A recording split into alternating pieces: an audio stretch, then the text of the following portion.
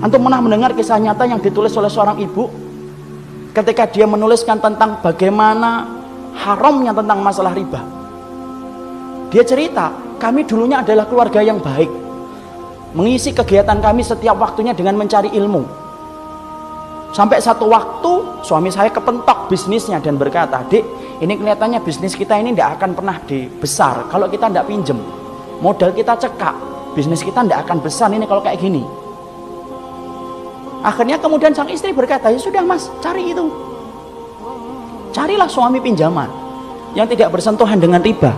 Karena dia sudah ngerti ilmunya, sudah paham. Riba itu merupakan sesuatu yang sangat dibenci, sampai dipermaklumkan perang oleh Allah dan Rasulnya.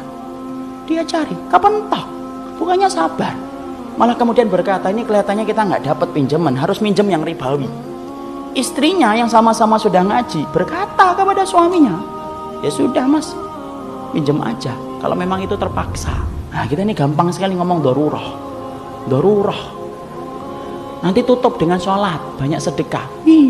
Riba mah tidak bisa ditutup dengan sholat dan tidak sedekah.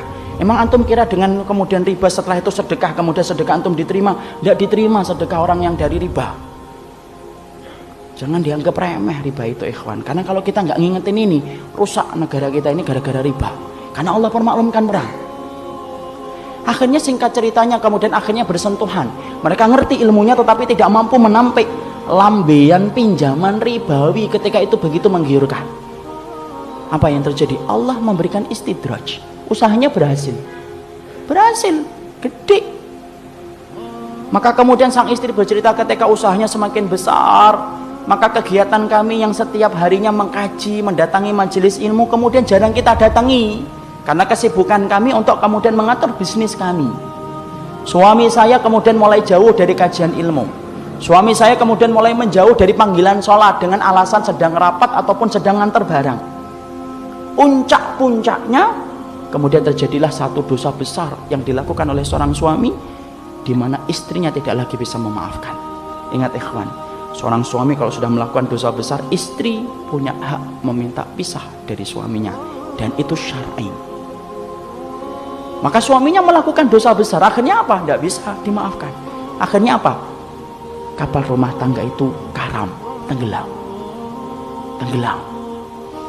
Yang menarik adalah ketika sang ibu menuliskan kisah nyata itu, saya baca, beliau mengatakan, saya tidak menyalahkan suami saya tidak menyalahkan bisnisnya, tapi yang saya salahkan adalah ketika kami sudah sibuk mengkaji ilmu, kami ngerti riba itu haram, tapi ternyata kami tidak mampu untuk meninggalkan, padahal kami tahu dosa yang dipermaklumkan perang di dalam kehidupan itu cuma satu dosa riba, dan kami berani mengambil itu sampai kemudian akhirnya Allah memberikan musibah dalam kehidupan.